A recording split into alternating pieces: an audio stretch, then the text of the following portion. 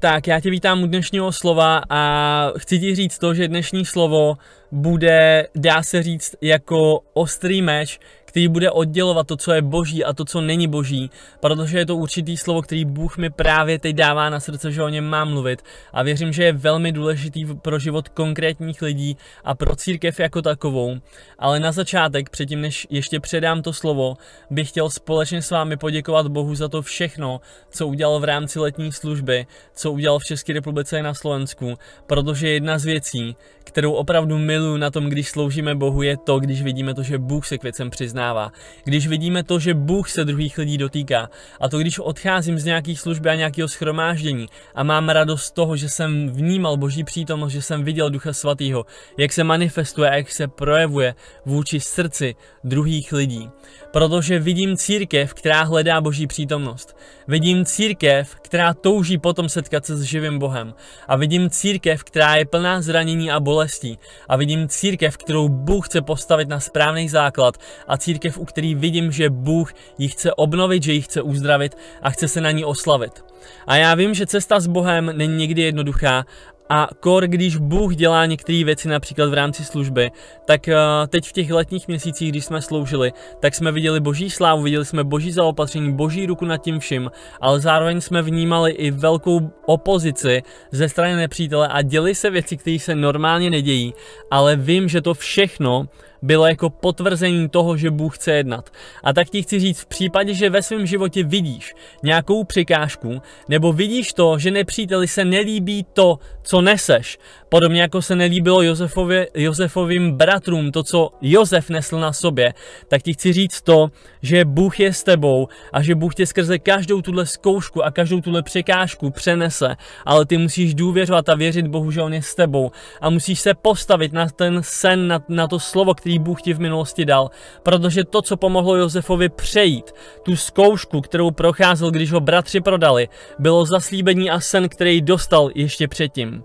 Ten sen, který byl příčinou toho, co se mu stalo, bylo zároveň tím, co ho drželo během doby, kdy se dostal do vězení, co ho drželo během doby, kdy procházel zkouškou, předtím, než ho Bůh pozvedl. A i v tvém životě předtím, než se naplní určitý boží zaslíbení, musíš projít procesem a musíš projít přebroušením, kdy se postaví jako v životě Davida Saul, stejně jako se postaví Jezábel vůči Eliáši. Všechno to, co zažívali oni, musíš zažít i ty ve svém životě v rámci přípravy na povolání, který se tě týká a v rámci přípravy na ten boží plán, který má. Protože pouze to, že ty projdeš reálným božím procesem, je to, co tě kvalifikuje pro to, aby si mohl opravdu sloužit Bohu. Když se postavíš na pódium, když budeš jednat v moci Ducha Svatého, když budeš lidem předávat slovo poznání nebo prorocký slovo, rozdíl mezi tebou a jinými služebníky bude ten, že ty budeš připravený na poušti, jako Mojžíš, že ty budeš připravený v boží přítomnosti a lidi potom vidí rozdíl a na církev padá vlastně to pomazání a ta moc, se kterou ty jsi se setkal, podobně jako Mojžíš, když se setkal s hořícím keřem. To znamená, že Bůh tě připravuje. Bůh tě připravuje a všechny ty zkoušky a okolnosti, kterýma procházíš, tak nejsou na to, aby si zemřel na poušti, ale jsou proto, aby si se posílil v duchu, aby si poznal, že Jehova Jireh je tvůj zaopatřitel, aby si poznal to, že Bůh je ten, kdo se o tebe stará, aby si poznal to, že on je jediný, kdo tě je věrný, aby si poznal to, že ten, kdo tě drží na poušti, tě podrží i v moment, kdy tě postaví do služby a postaví tě do určitých situací a že se nemusíš ničeho bát, protože on je věrný. A chci ti říct to, co mi Bůh dává v dnešní den na srdce, a to je, že Bůh chce vést svoji církev do nadpřirozeného zjevení z Ducha Božího. Bůh chce vést svoji církev do nadpřirozeného zjevení z Ducha Božího. A chci ti vysvětlit důvod, proč to chce. Řada lidí tápe v tom, co Bůh chce dělat v jejich životě. Řada lidí tápe v tom, co Bůh se chystá udělat v jejich životě. Řada lidí tápe v tom, jakou situací prochází a co Bůh v té situaci vlastně chce udělat. Ale důvod, proč řada lidí tápe v tom, co Bůh chce dělat, je chybějící zjevení z Ducha Svatého.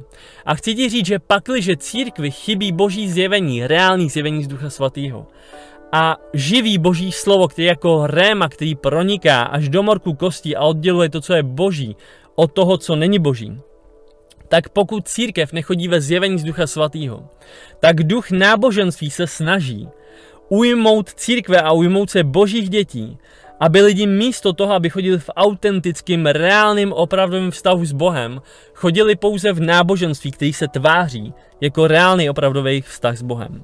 A chci ti říct určitou paralelu a rozdíl mezi tím, jak chodili farizeové a jak chodil Ježíš.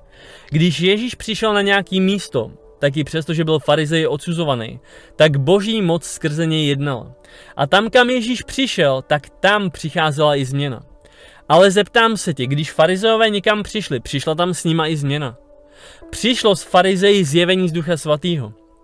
Přesto, že farizeové operovali v božím slově a dokázali použít boží slovo dokonce vůči spasiteli a mesiáši, který ho Bůh poslal na zem, skrze boží slovo nedokázali rozpoznat to, že on je ten mesiáš, že on je ten zachránce. Protože měli boží slovo, ale neměli nadpřirozený zjevení z Ducha Svatého. A Bůh ti chce dneska říct, máš boží slovo a možná znáš boží slovo, ale já chci dát do tvého života zjevení, aby si nechodil pouze v náboženství, ale aby si chodil tak jako Ježíš. Protože Ježíš tím, že chodil ve zjevení, tak mohl chodit v moci Ducha Svatého. A Bůh chce, aby jeho církev začala chodit reálně v moci Ducha Svatého, tak aby v moment, kdy přijde nějaký člověk do církve nebo na konferenci, tomu člověku bylo opravdu pomoženo skrze moc Ducha Božího. To znamená, že farizeové neměli zjevení a farizeové uplatňovali Boží slovo a uplatňovali Boží slovo bez ducha, uplatňovali ho jak na Ježíše, tak na ostatní lidi a Božím slovem utlačovali toho největšího služebníka, který kdy byl na zemi, Ježíše Krista, našeho krále a našeho spasitele. A v dnešní době lidi, kteří chodí a operují v božím slově a dokážou v něm chodit a operovat velmi dobře a mají možná i teologickou školu a možná mají i obrovskou hlubokou znalost teologických věcí, řečtiny a dalších věcí, tak tahle ta skupina lidí může utlačovat boží lid a to, co Bůh chce dělat, protože místo toho, aby chodila v božím slově a ve zjevení z Ducha Svatého, tak chodí pouze v božím slově. A chci ti říct, že Bůh chce, aby si chodil v reálném opravdovém zjevení Ducha Svatého. Řeknu ti příklad ze služby teď v létě. Když jsme byli na konferenci v Žilině, která byla velmi požehnaná, tak po konferenci v Žilině za mnou přišel jeden muž, který slouží jako evangelista a slouží Bohu možná 30 let, nechci říkat nějaký věk nebo nějaký počet let, který není přesný, ale myslím, že mi říkal 30 let. A po shromáždění mi řekl, Danieli, tohle bylo nejlepší shromáždění, který jsem zažil ve svém životě. Řekl, tohle bylo nejlepší shromáždění, který jsem zažil ve svém životě. A chci ti říct jednu důležitou věc. Ono nebylo pro něj nejlepší, protože tam sloužil Daniel Pech. Ono bylo pro něj nejlepší, protože tam viděl Ježíše. Ono pro něj bylo nejlepší a bylo pro něj silný, protože on viděl Ježíše. Protože když na výzvu přišli lidi dopředu a byla tam žena, která přijela až z Paříže, ta žena měla skoro zničený život a v moment, kdy se postavila přede mě, tak já se ptám Ducha Svatého, co jí mám říct. A Duch Svatý skrze zjevení mi odkryl duchovní svět a já jsem viděl po jejím boku démona, který jí drtí. A viděl jsem ducha smrti a Duch Svatý mi říká, všude tam, kam jde, tak s ní jde duch smrti. Viděl jsem, jako kdyby jí držel za rameno. A viděl jsem to, jak ji utlačuje. A v ten moment jsem viděl, jak mi Duch Svatý říká, v jejím životě se nedaří vůbec nic. Nemá úspěch ve financích, nemá úspěch ve vztazích, nevidí požehnání v žádné oblasti svého života. Protože na její život útočí tenhle ten konkrétní duch a já jsem ho fyzicky viděl, toho ducha, jak stojí po jejím boku. A v moment, kdy mi to Bůh začal ukazovat, tak jsem jí řekl, podívej, já vidím to, že na tobě visí duch smrti. A řekl jsem jí, ty víš, že jsi pod duchovním útokem, že na tobě visí démon. A v ten moment ona začala plakat a řekla mi, vím. A tak jsem jí na to konto řekl, poslouchej, co ti Bůh říká. Tobě se nedaří v žádné oblasti tvýho života, protože tenhle ten duch působí, aby se ti nedařilo. I přesto, že chceš vykročit. Ale Bůh ti teď říká, ty se vrátíš zpátky do Paříže. A až budeš v Paříži, tak Bůh udělá to a to. A chci ti říct, že kdyby nebylo zjevení, kdyby nebylo Ježíše, protože tohle není něco, co vychází z země nebo z jednotlivých božích služebníků, ale kdyby nebylo Ducha Svatého, kdyby nebylo Ježíše a zjevení z Ducha Svatého, tak téhle ženě nikdo nedokáže pomoct. Pakliže by nebylo zjevení z Ducha Svatého, tak téhle ženě nedokáže nikdo pomoct. A takových lidí během letní služby byly desítky. A chci ti říct, proč církev nedokáže těm lidem pomoct. Protože ačkoliv operuje v Božím slově, tak církvi chybí zjevení z Božího ducha. Ale bez zjevení z Božího ducha Bůh nemůže udělat to, co má v plánu pro následující čas. Proto ti Bůh chce říct dnešní den, já potřebuji, aby si byl velmi radikální, aby si otevřel svoje srdce a začal si mě hledat jako nikdy předtím. Možná jsou nějací lidi, kteří ti říkají, všechno dostáváš skrze milost, nemusíš dělat už vůbec nic a já s tím souhlasím. Protože Boží milosti otevírá dveře k veškerému požehnání, si dědicem Abrahamova požehnání, si dědicem veškerých zaslíbení, který Bůh ustanovil a který on ti otevřel. Ale jednoho dne, když jsem se modlil za to, když jsem chtěl po Bohu to, aby na mě dal určitý prorocký pomazání, tak někteří lidi řeknou, ne, to je prostě Boží milost. Ale pamatuju si, když jsem se za to modlil a řekl jsem Bohu, Bože, já vím, že ty mě povoláváš do prorocké služby, ale já chci, aby ta prorocká služba byla intenzivnější. První věc, kterou Bůh vložil do mého srdce, byl soucit a láska k druhým lidem. Kdy jsem brečel v soukromí a volal jsem k Bohu, dej mi slova poznání a dej mi dar proroctví, protože ty jsi mě povolal do prorocké služby. Dej mi to, protože já těm lidem chci pomoct a vím, že ty jim chceš pomoct taky. A hodiny jsem volal k Bohu a plakal jsem za druhý lidi, u kterých vím, že nikdo jim nedokáže pomoct. Takže prvním klíčem k tomu, aby si dostal zjevení z Ducha Svatého, není pouze touha potom, aby si chodil v moci Ducha Svatého a v darech Ducha Svatého, ale je láska a soucit s druhýma lidma.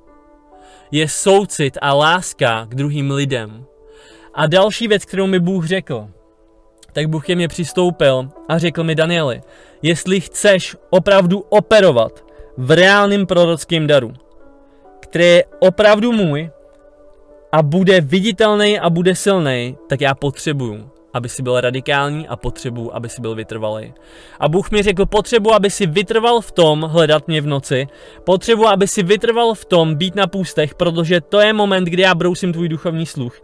A Bůh mi řekl, že musím být velmi radikální. A tak já se tě ptám, myslíš si, že pro Boha a že pro církev stačí pro ty věci, které má připravený, to, aby církev zůstala ve stavu, ve kterém je teď? Opravdu věříš tomu, že stačí se pomodlit 10 minut denně a vidět to, co Bůh má připravený pro Českou republiku? Opravdu si myslíš, že stačí se postit jeden den v měsíci a vidět to, co Bůh má připravený pro Českou republiku? Protože my, jako církev, asi nemáme úplný zjevení toho, co Bůh se chystá udělat. Protože kdyby církev to zjevení měla, tak přistupuje k Bohu úplně, ale úplně jinak. Kdyby církev měla zjevení toho, co se Bůh chystá udělat v následující čas, tak by k Bohu přistupoval s takovou radikálností, že by si okamžitě napříč celou republikou, napříč takřka všemi sbory, viděl to, že lidi jsou radikální, že ho hledají, že se postí, že se modlí v noci a že dávají celé svoje srdce Bohu. Ale pro chybějící zjevení církev strádá a svým způsobem stojí na místě, protože jednotlivý sbory, jednotliví lidi nemají zjevení toho, co se Bůh chystá udělat. A tak ti chci říct, právě teď je čas, kdy Bůh chce čistit srdce svojí církve. A nedělej si starosti o to, čím procházíš. Nedělej si starosti o to, co druzí lidi o tobě říkají. Nedělej si starosti o to, co si o tobě druzí lidi myslí. Protože o Eliáši si Jezábel myslela to, že prostě ona měla touhu ho zabít. Možná máš kolem sebe lidi nebo prostředí, který chce zabít to, co na sobě nosíš. Protože to boží pomazání přitahuje jak lidi, kteří milují Boha, tak lidi, kteří jsou vedení démony. A lidi, kteří jsou vedení démony, chtějí zničit to, co Bůh vložil do tvého života a velmi rádi k tomu použijí i boží slovo, ale kvůli chybějícímu zjevení za tebou přijdou v božím slově, ale nepřijdou v moci Ducha Svatého. A já ti chci říct, pakliže někdo za tebou přichází v moci božího slova, ale to boží slovo není potvrzený a doprovázený boží moci, tak se jedná o literu, která se snaží zabít to, co Bůh chce udělat v tvém životě. A tak ti chci zopakovat. Jestli ty máš na srdci to, že chceš vidět zaslíbení, který Bůh má připravený pro církev nejenom v České republice a na Slovensku, tak je čas začít být radikální. Je čas začít být radikální, protože to, co Bůh chce udělat, je mnohem větší, než si církev umí představit. Podobně jako Ježíš přicházel na zemi a farizové ho nerozpoznali a odsoudili ho, bude část lidí, která nerozpozná a odsoudí, ale bude ostatek Boží armády, která bude Bohu věrná a která půjde s Bohem v tom povolání a v těch věcech, které Bůh připravil. A tak ti chci říct, Bůh čeká to, že my jako církev se pozvedneme a říká ti, zvedni se. Nehleď kolem sebe na to, co se děje kolem tebe. A nebuď jako Petr, který místo toho, aby koukal na mě, tak koukal kolem sebe, podíval se na bouře a na vlny a začal se topit. Protože já mám ty vlny pod kontrolou, ti říká Bůh, já mám tvoje okolnosti pod kontrolou, ale to jediné, co potřebuji, je, aby ty si mě začal hledat a byl si ještě radikálnější. Protože to, co Bůh se chystá udělat, znovu opakuju, je větší, než my si umíme představit. Bůh i mě velmi často vede do toho, abych byl velmi radikální. A velmi často mě vede do toho, abych se modlil v noci. Velmi často mě vede do toho, abych se postil. A vede mě do toho, abych v srdci byl oddělený pro něj. Bůh mi řekl radikální ne směrem k věcem, který jiní lidi mají od Boha dovolený. Například pití alkoholu, který Bůh mi definitivně zakázal a řekl mi, že jsem oddělený pro něj. A jsou určitý věci a určitý oblasti, kde Bůh po mně chce absolutní radikálnost. A jsou oblasti a jsou věci, kde Bůh tu radikálnost chce i po tobě. A tak ti chci říct, to, co Bůh se chystá udělat, je větší, než ty si umíš představit. Ty skrze zjevení z Ducha Svatého se musíš postavit do linie s tím, co se Bůh chystá udělat. Ne do linie s tím, co ty si myslíš. Protože ty si možná myslíš něco jiného, než to, co má na srdci Bůh. Ale Bůh potřebuje, aby skrze intimitu s ním a skrze zjevení, které on ti chce dát, si se postavil do linie s jeho duchem, s jeho slovem a s jeho duchem, a aby si vešel do toho, co Bůh má připravený pro českou a slovenskou církev. Možná už víte, chtěl jsem jenom oznámit to, že chystáme konferenci v Praze, která je vlastně součástí určitého svědectví. Protože když jsme byli přibližně před 3 týdny na shromáždění v našem sboru Felfaru, tak v moment, kdy na závěr pastor Soe se modlil a sloužil druhým lidem, tak v moment, kdy jsem modlil za někoho jiného, já jsem stál vepředu u pódia, jsem zavřel oči a ptal jsem se Boha, jak mám vyřešit jednu konkrétní situaci. A ptal jsem se Boha na určitý problém, který jsem potřeboval vyřešit. A v ten moment, když jsem se Boha ptal na ten problém, se mi objevila vize v duchu. A viděl jsem vizi konference v Praze. Viděl jsem konferenci a viděl jsem spoustu lidí na té konferenci a Bůh mi říkal v duchu, tato konference bude velmi důležitá a já ji mám připravenou.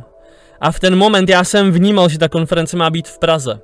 A v čas, kdy jsem po několika vteřinách otevřel oči, tak přede mnou procházel nejmladší syn pastora Soeho, který se jmenuje Asher, a stál přede mnou a měl na sobě tričko a na tom tričku měl nápis Praha.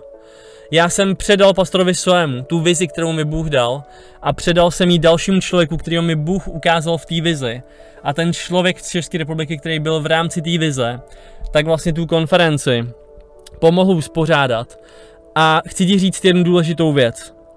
Je čas, kdy Bůh chce jednat se svojí církví. Je čas, kdy Bůh chce jednat se svojí církví. Protože nestačí pouze to, aby jako Josefovi bratři, kteří se shodli postavit se proti Josefovi, měli vedoucí lídři, pastýři, boží služebníci shodu mezi sebou, ale neměli potvrzení od Boha. Bůh chce jednat se svojí církví, protože nestačí jenom potvrzení, kteří mají lídři, pastýři, boží služebníci mezi sebou, protože oni měli, Josefovi bratři měli soulad a měli mezi sebou souhlas. Ale postavili se proti člověku, který byl vyvolený Bohem. Postavili se proti Josefovi, který byl božím miláčkem, který byl miláčkem svého otce, svého táty, který nosil speciální plášť, který mu otec připravil. Oni se postavili proti němu, protože měli shodu mezi sebou. A Bůh říká církvi, nestačí jenom shoda mezi vámi. Potřebujete moji shodu, potřebujete to, abych já se s vámi sjednotil v těch věcech, které já chci dělat. Nestačí jenom, abyste se sjednotili vy mezi sebou, protože já potřebuji, abyste se dotazovali mě. Ne, abyste se dotazovali sebe navzájem. A proto Bůh opakuje, je čas na to přijmout zjevení z Ducha Svatého. Je čas přijmout jeho slovo v tom, co se Bůh chystá udělat. A tak tě chci pozvat. V případě, že tě Duch Svatý povede, tak tahle akce, která bude první, protože potom bude následovat ještě druhá. Tahle první bude menší, bude přibližně pro 300 lidí a bude otevřená pro každého, kdo bude chtít přijít. Vím, že příští rok pod hlavičkou Father of Nations, což je služba, kterou nám Bůh dal na srdce založit, tak Bůh chce uspořádat ještě jinou větší konferenci, která bude pro výrazně větší množství lidí, například pro 1000–1500 z celé republiky. Ale teď je čas, kdy Bůh chce jednat uprostřed svojí církve. A pak, když tě Duch Svatý povede na tuhletu konferenci, tak určitě doraž. Informace k této konferenci budeme zveřejňovat na sociálních sítích, na Facebooku a tady na YouTube. A informace, které máme teď k dispozici, vložím do popisku pod tohleto video. A chci tě ještě jednou povzbudit. Bůh je s tebou. Bůh je s tebou. A možná, že teď právě nevidíš to, co Bůh ti zaslíbil, ale Bůh je s tebou. Musíš důvěřovat, postupuj dopředu a pamatuj si, že je čas Božího zjevení. Je čas, kdy Bůh chce promluvat ke své církvi, protože církev jako taková se nachází v čase, podobně jako když Jan Křtitel ohlašoval příchod Ježíše Krista. Jako když ohlašoval to, že Ježíš Kristus přichází na zem, tak v době Jana Křtitele Boží slovo bylo velmi vzácný a Bůh nechce, aby jeho lid byl závislý na prorocké službě a na prorocích, ale on potřebuje, aby každý jednotlivý Boží syn a Boží dcera se postavil na Božím slově a měli zjevení ze svý vlastní intimity s ním. Takže ti chci ještě jednou povzbudit a příští víkend budeme nahrávat další video a budeme dál si dotýkat i tématů ducha Jezabel podle toho, jak mi Duch Svatý povede, ale teď v tuto chvíli ti chci říct, vytrvej, postav se v radikálnosti směrem k Bohu, hledej ho, protože on se ti chce dát nalézt, on je s tebou neustále, ale on v určitých situacích se i jakoby skrývá, protože chce, aby si ho hledal celým svým srdcem. Možná to považuješ za náboženský, ale Bůh chce, aby si ho hledal, protože on se ti dá nalézt. V moment, kdy jsem ho v minulosti hledal a týdny jsem třeba ležel na zemi, během noci, kdy jsem celou noc prostě proplakal, ležel jsem na podlaze, tak jsem neviděl odpověď a Bůh mi tu odpověď dal až za 3–4 týdny. A když jsem se optal, proč mi dal tu odpověď až za 3–4 týdny, tak mi řekl, protože se mi líbí to, jak mě hledáš. Bůh někdy pozdrží odpověď, kterou má pro tvůj život, protože se mu líbí to, že s ním trávíš čas. Takže si užij ten čas, který s ním máš v intimitě. Netlač na to, co chceš, aby Bůh ti dal, nebo v tom, v čem chceš, aby ti odpověděl, protože jeho čas je nejlepší. Neuspěchávej Boží časy, protože jeho čas je nejlepší. Důvěřuj Bohu, přeju ti požehnaný týden a věřím tomu, že zažiješ Boží vítězství na ten týden a ve svém životě. A brzy 21. a 22. listopadu se vidíme na Smíchově na Praze 5 na konferenci, která se právě teď připravuje. Společně se mnou tam přijede pastor Soe. Ti z vás, kdo jste zažili jeho službu, tak víte, že je to opravdový boží služebník, že velmi silně operuje v moci Ducha Svatého a že Bůh ho používá, když se dotýká druhých lidí skrze slova poznání, prorocký slova. Ale chtěl bych vás požádat, všichni, kdo na tu konferenci půjdete, nechoďte prosím vás za lidma, za mnou, za Soem nebo za dalším služebníkem, který přijede, Juanem Rodriguezem z Bogoty z Kolumbie, ale přijďte opravdu za Bohem, protože Bůh se chce manifestovat a on chce být tím prvním, tím nejdůležitějším. A on chce být láskou našeho srdce a tím jedinkou budeme uctívat a chválit. Takže já vám děkuju i za to, že těm všem, kteří přijedou na tu konferenci a brzy se uvidíme. Mějte požehnaný týden.